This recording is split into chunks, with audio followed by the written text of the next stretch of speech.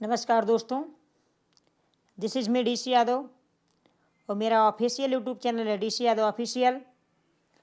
आज हम पढ़ेंगे ब्रह्मांड की उत्पत्ति और पृथ्वी का इतिहास। जैसा कि मैंने आप लोगों से कहा था कि हम आप लोगों के सामने हिस्ट्री की क्लास स्टार्ट करेंगे, तो आज ये हमारी पहली हिस्ट्री का हिस्ट्री की पहली क्लास है जिसको हम आप लोगों के सामने स्टार्ट कर रहे हैं। हम इस इतिहास में जानेंगे कि ब्रह्मांड की उत्पत्ति कैसे हुई और हमारे पृथ्वी का क्या इतिहास रहा है। क्योंकि जब तक हम ब्रह्मांड की उत्पत्ति का इतिहास नहीं जानेंगे, जब तक हम पृथ्वी का इतिहास नहीं जानेंगे, तब तक अगर हम पृथ्वी का या पृथ्वी पे किसी भी इतिहास का यदि अध्ययन करते हैं तो वो हमें पूर्णतया समझ में नहीं आएगा। इसलिए सबसे पहले ब्रह्मांड की उत्पत्ति कैसे हुई और पृथ्वी का क्या इतिहास रहा है, हम उसे जानने की कोशिश करेंगे।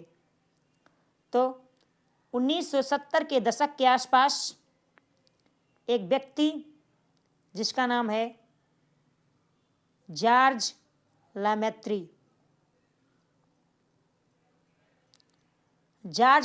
ने 1970 के आसपास एक थ्योरी का प्रस्तुत किया जिसे बिग बैंग थ्योरी के नाम से जानते हैं।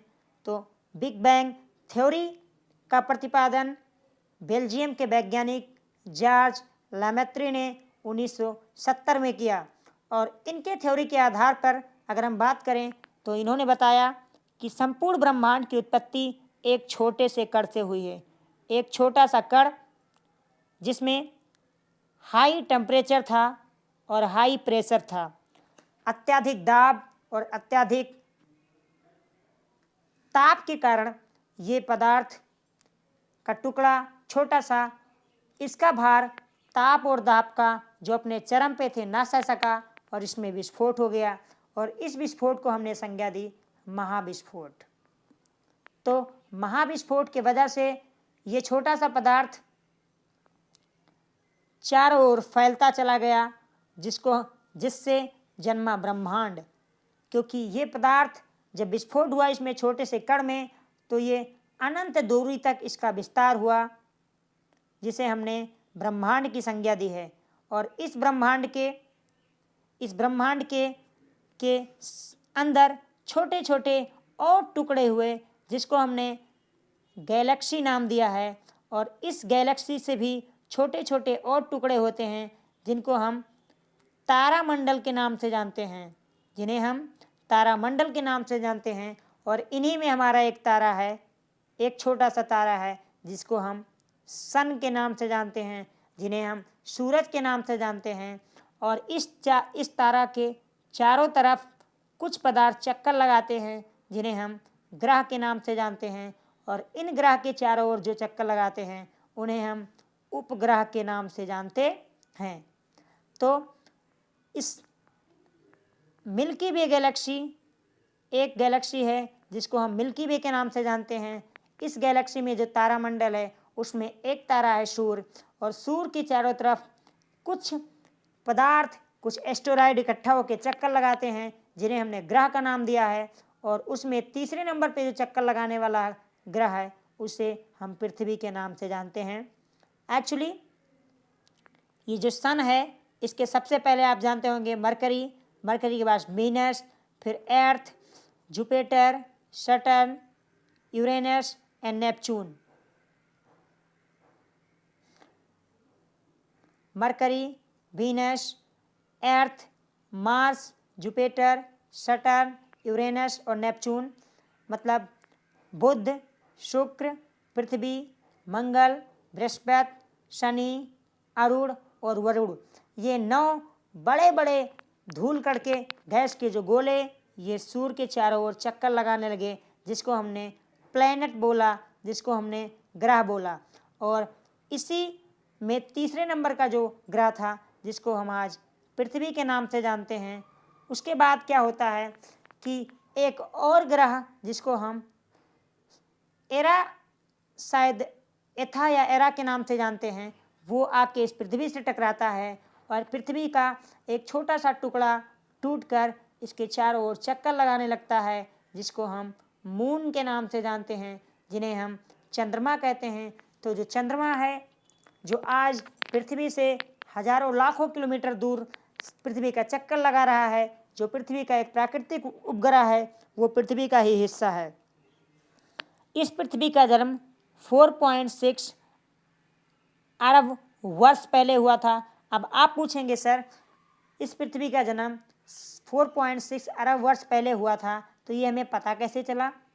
तो इसका पता कि पृथ्वी का जन्म कब हुआ था, तो यूरेनियम 238 से हुआ। जैसे आपको पता होगा, कार्बन C14 से हम किसी भी जीव का, किसी भी फॉसिल का पता लगा लेते हैं कि वो जीव कितना पुराना है। इसी तरह यूरेनियम 238 से हमने पता लगाया कि हमारी जो पृथ्वी है ये 4.6 अरब वर्ष पुरानी है। जब पृथ्वी का जन्म हुआ तो पृथ्वी गैस और धूल का एक गोला था। पृथ्वी का जब जन्म हुआ तो पृथ्वी गैस प्लस डस्ट का गोला था, जिसका तापमान अपने चरम पे था, क्योंकि ये पृथ्वी उसी ब्रह्मांड, उसी गैलेक्सी, उसी तारामंडल का एक हिस्सा था। तो पृथ्वी जिसका तापमान अपने चरम पे था, पृथ्वी आग का गोला थी, और ये आग का गोला इतना ज़्यादा तापमान था कि ये गैस में चारों तरफ ऐसे गोलाकार आकार में घूम रही थी। आपको पता होगा, यदि किसी ठोस चीज़ को अगर हम ताप देते हैं, ज़्यादा टेम्परेचर देते हैं, तो वो क्या होता है, वो द्रव में कन्वर्ट हो जाता है, लिक्विड में।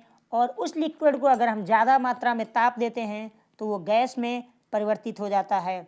इसी तरह जब पृथ्वी स्टार्टिंग में थी तो पृथ्वी के अंदर इतना ताप था कि पृथ्वी गैसीय रूप में थी। जी हाँ, पृथ्वी गैसीय रूप में थी। धीरे धीरे पृथ्वी ठंडी होती है, और इस ठंडा होने की, पृथ्वी के ठंडा होने का क्या कारण है? एक्चुअली पृथ्वी के ऊपर अंतरिक्ष से कुछ एस्टेरॉयड आके गिरते हैं। जब ये एस्टेरॉयड पृथ्वी पे आते हैं तो अपने साथ बर्फ लाते हैं, अपने साथ कुछ पानी लाते हैं, और जब ये पानी की बूंदें पृथ्वी पे एस्टेरॉयड के साथ आती हैं तो ये लाखों वर्षों तक लगातार पृथ्वी पे एस्टेरॉयड गिरती रहती हैं, जिसकी वजह से पृथ्वी पे लगातार लाखों वर्षों तक वर्षा होता रहता है। फिर अंततः कुछ लाखों वर्षों के बाद पृथ्वी का जो तापमान है ऊपरी भाग का, ये 27 डिग्री सेल्सियस तक के आसपास आ जाता है। तो पृथ्वी के ऊपरी भाग का जो तापमान है 70 डिग्री सेल्सियस के आसपास में आ जाता है। हम बात करते हैं कि इस पृथ्वी पे आप कहीं सागर देखोगे, आप कहीं पहाड़ देखोगे, आप कहीं पर्वत देखोगे, आप कहीं नदी देखोगे, तो जब ये एस्टेरॉयड पृथ्वी पे गिर रहे थे तो एस्टेरॉयड इतने बड़े बड़े होते थे कि उनके वजह से पृथ्वी पे कहीं कहीं हजारों लाखों किलोमीटर तक गड्ढे हो जाते थे। जैसे कि प्रशांत महासागर इसका उदाहरण है, हिंद महासागर आप देख लीजिए, अटलांटिक ओशन देख लीजिए, ये सब जो हैं ये सब गड्ढे हो गए। और हमने कहा कि लाखों वर्षों तक लगातार पृथ्वी पर बारिश हुई, जिसकी वजह से पृथ्वी का जो निचला इलाका था, जो निचला क्षेत्र था, वो जलमग्न हो गया, पृथ्वी पे पानी ही पानी हो गया, जिसके बाद पृथ्वी ठंडी हुई। और ठंडी होने के बाद क्या होता है कि इस एक बार पुनः कुछ एस्टेरॉयड इस जल में आके गिरते हैं। जब एस्टेरॉयड इस जल में आके गिरते हैं, यहाँ से एस्टेरॉयड गिरते हैं, तो एक केमिकल, एक अलग प्रकार का रसायन का उत्पन्न होता है, जिसमें सबसे पहले जीवों का निर्माण स्टार्ट हो जाता है। सबसे पहले जीवों का निर्माण स्टार्ट हो जाता है। अब हम जानेंगे पृथ्वी का भूगर्भिक इतिहास, कि पृथ्वी को कितने भागों में बांटा गया है। तो दोस्तों, यहाँ से आप लोग अपने पेन और अपने कॉपी उठा लीजिए और नोट करते हैं पृथ्वी का काल, कि पृथ्वी को कितने कालों में डिवाइड किया गया है। अब पृथ्वी का कौन सा काल चल रहा है, जिसमें सबसे पहला जो कल्प है, जो एरा है, वो है आदिकल्प। जी हाँ, जो सबसे पहला कल्प है, जो एरा है, वो है आदिकल्प। ये जो कल्प है, ये सबसे पहला कल्प जो है वो आदिकल्प के नाम से जाना जाता है। इस आद्यकल्प में एक्चुअली क्या है, यहाँ पर जो पीरियड होता है वो प्री कैम्ब्रियन होता है। इस युग में इस युग का कोई अस्तित्व नहीं होता है, ये केवल गैसीय गोला होता है। यहाँ पर किसी जीव का निर्माण नहीं होता, किसी चट्टान का निर्माण नहीं होता। उसके बाद आता है, इसमें एक चीज़ ये है कि प्री कैम्ब्रियन युग में एक चीज़ माना जाता है कि सबसे पहले जो है अरावली पर्वत जो भारत में पाई जाती है, अरावली पर्वत, अरावली पहाड़ी की चट्टानों का सबसे पहले निर्माण होता है प्री कैम्ब्रियन युग में, ऐसा माना जाता है। अगर दूसरी बात करें, दूसरा जो हमारे पास आता है ये आता है पैलेजोइक युग, पैलोजोइक युग। अब आप लोगों के लिए समझना थोड़ा मुश्किल हो जाएगा दोस्तों। दरअसल इसके बाद पृथ्वी में कुछ युग होता है, युग को हमने काल में बांटा है, ठीक है, युग को मैंने काल में बांटा है। जैसा मैंने बताया कि अगर मैं बात करूं कुछ इंपॉर्टेंट युग की, तो कैम्ब्रियन युग, जो कैम्ब्रियन युग होता है, इस युग में अरावली पर्वत जो है हमारा, उसका निर्माण होता है। सबसे पहले कैम्ब्रियन चट्टान का निर्माण होता है, जिसका अरावली पर्वत जो है एक इतिहास है। उसके बाद करूं मैं, इसके बाद एक युग आता है सिल्यूरियन युग। तो जो हमारा सिल्यूरियन युग होता है, इस युग में मछलियाँ जन्म लेती हैं, जिसके पश्चात आपको उसके बाद डियोनियन युग मिलेगा। डियोनियन युग क्या होता है, डियोनियन युग में आपने देखा होगा जो एक कोष के जीव होते हैं उनका जन्म होता है, और तत्पश्चात हम ये देख पाते हैं कि इस युग के बाद आता है कार्बोनिफेरस युग। तो कार्बोनिफेरस जो हमारा युग होता है, कार्बोनिफेरस युग या फेरिस युग जो भी आप मान लो, इसे कार्बोनिफेरस युग के नाम से जाना जाता है। इस युग में क्या होता है, इस युग को हम कोयले का काल कहते हैं। इस युग को हम कोयले का युग बोलते हैं, क्योंकि इस युग में क्या होता है कि पृथ्वी पे भयानक उथल पथल होता है। इससे पहले माना जाता है कि कुछ जीवों का विकास पृथ्वी पे हो गया था, लेकिन कार्बोनिफेरस युग में क्या होता है कि पृथ्वी पे भयानक उथल पुथल होती है। जो पेड़ पौधे छोटे छोटे होते हैं ये पृथ्वी के अंदर दब जाते हैं, जो जीव जानवर होते हैं ये पृथ्वी के अंदर दब जाते हैं, जिसके कारण जब जीव दबते हैं, जीवों के लाखों वर्षों तक दबे रहने के कारण इससे पेट्रोलियम का निर्माण होता है। वही जो पेड़ पौधे लाखों वर्षों तक जब दबे रहते हैं, उसके बाद कोयले का निर्माण होता है।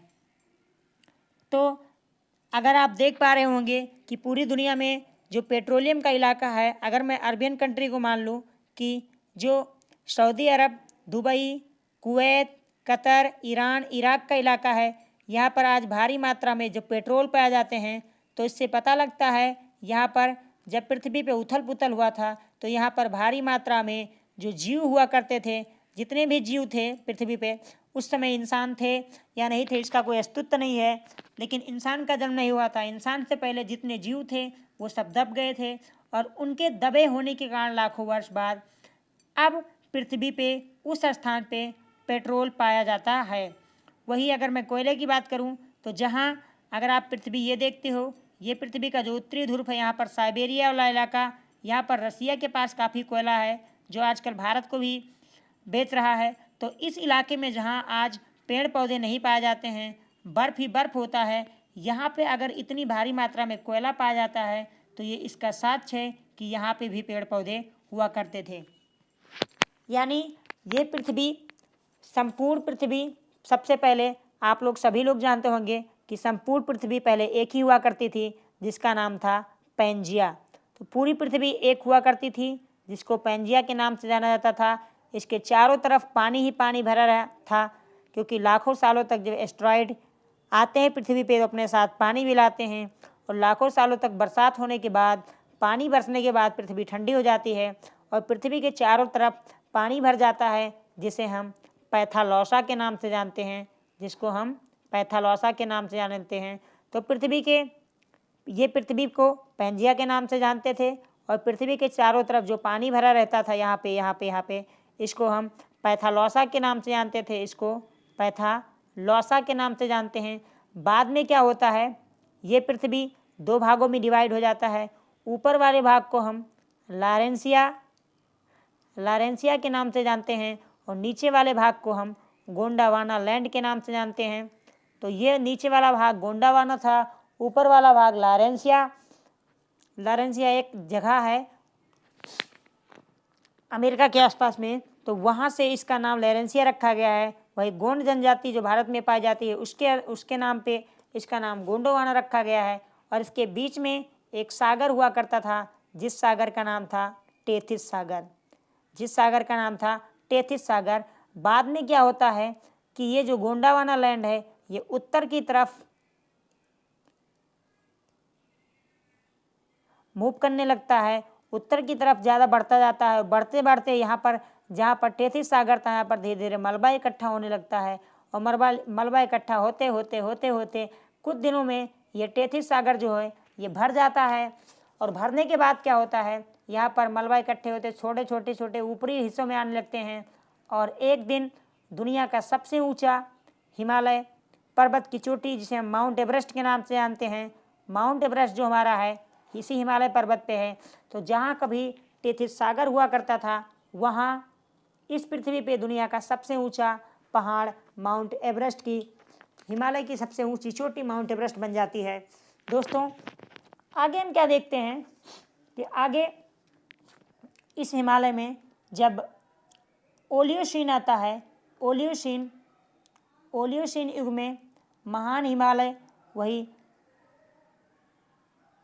मायोसीन युग की बात करें तो मायोसीन के युग में जो हमारा मध्य हिमालय इसका निर्माण होता है। जबकि प्लायोसीन युग होता है, जब प्लायोसीन युग आता है, युगों की बात करें अगर हिमालय की उत्पत्ति की, सबसे पहले जो ओलियोसीन होता है, ओलियोसीन युग आता है। तो ओलियोसीन युग में हिमालय की उत्पत्ति होती है और मायोसीन में मध्य हिमालय की, जबकि प्लायोसीन के अंदर जो बाहरी हिमालय जिसको आज हम शिवालिक हिमालय के नाम से जानते हैं इसका निर्माण होता है। अब तक इंसानों की उत्पत्ति नहीं हुई है। अब सबसे बड़ा सवाल आता है कि इंसान का जन्म पृथ्वी पे कब होता है। तो इंसान का जो जन्म होता है वो ऐसा माना जाता है जो होलोसीन है, होलोसीन जो युग है जो आज भी चल रहा है 10,000 लाख वर्ष से 10,000 लाख वर्ष से जो होलोसीन युग चल रहा है, अभी भी होलोसीन युग चल रहा है। इसी युग में मानव की उत्पत्ति होती है और जो आधुनिक मानव है जिसे हम होमो सेपियंस के नाम से जानते हैं वो इसी युग में जन्म लेता है। तो दोस्तों हमने ये जाना कि ब्रह्मांड की उत्पत्ति कैसे हुई, पृथ्वी पे एस्टेरॉयड कैसे आए, बारिश कैसे होती है, समंदर कैसे बनता है, पृथ्वी दो भाग में कैसे टूटती है गोंडावाना और लारेंसिया, उसके बाद पृथ्वी पे छोटे छोटे सागर कैसे बनते हैं और इंसान किस युग में आता है। तो आज की क्लास यहीं पे ख़त्म होती है, फिर किसी दिन और मिलेंगे अगले क्लास में। तब तक के लिए जय हिंद दोस्तों। अगर आपको वीडियो अच्छा लगा हो तो प्लीज़ लाइक ज़रूर कर देना।